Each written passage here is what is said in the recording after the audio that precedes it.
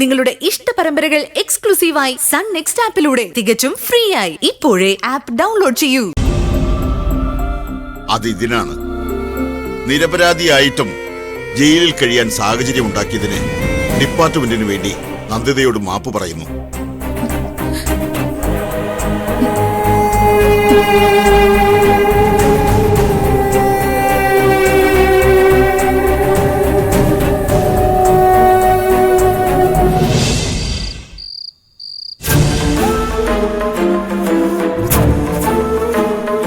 സങ്കടപ്പെട്ടിരിക്കുന്നത് പോലെ കാണുന്നത് എന്തുപറ്റി?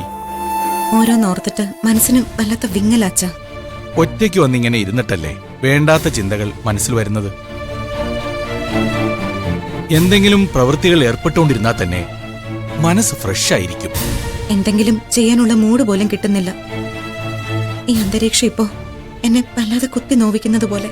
ഒക്കെ നിന്റെ തോന്നലാ മോളെ. ഇവിടുത്തെ അന്തരീക്ഷത്തിന് ഒരു കുഴപ്പവും ഇല്ല. അച്ഛാ, ജയിലിൽ കഴിഞ്ഞവളാ ഞാൻ. എന്ത് കുറ്റം ചെയ്തിട്ടാണ് ജയിലിൽ പോയതെന്ന് സമൂഹത്തിന് അറിയേണ്ട കാര്യമില്ല.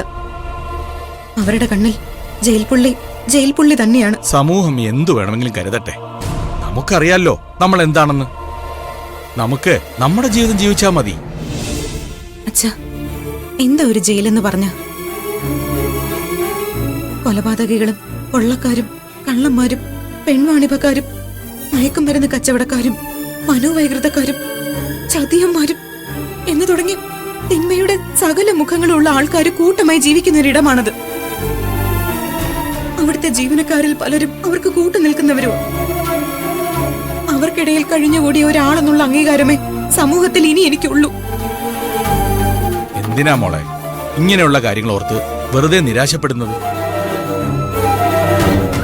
മക്കളെ കുറിച്ചോർത്ത് എന്റെ ഇടനെഞ്ച് പൊട്ടുകണച്ച. ഒരു ജയിൽ പുള്ളിയുടെ മക്കളായിട്ട് അവർക്ക് സമൂഹത്തിൽ ജീവിക്കേണ്ടി വരില്ലേ? നീ ശരണ്യെ കണ്ടു നോക്ക്. അവൾക്കങ്ങനെ വല്ല പ്രശ്നവും ഉള്ളതായിട്ട് മോൾക്ക് തോന്നിയിട്ടുണ്ടോ?